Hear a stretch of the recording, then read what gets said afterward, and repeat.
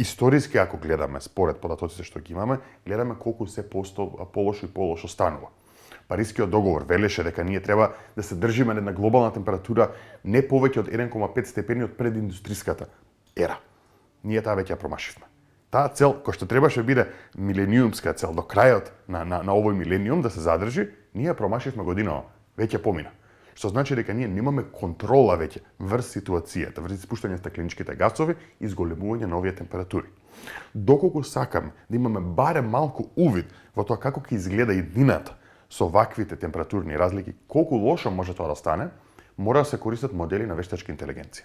Модели кои што предвидуваат во зависност од колку стакленички гасови ние продолжуваме да испуштаме во атмосферата, страна на фабриките, на автомобилите, буквално на нашето човечко действување на земјата и да видиме во најдобар случај, каде што магично ќе ги намалиме, иако се уште тоа никако да стигнеме до тој момент, во некој случај на ќе продолжи нормален раст или експоненцијален раст на тие стакленички гасови и врз база на тоа се креирани модели со помош на машинско учење и вештачка интелигенција кои што покажуваат колку пострашно ќе стане целото ова.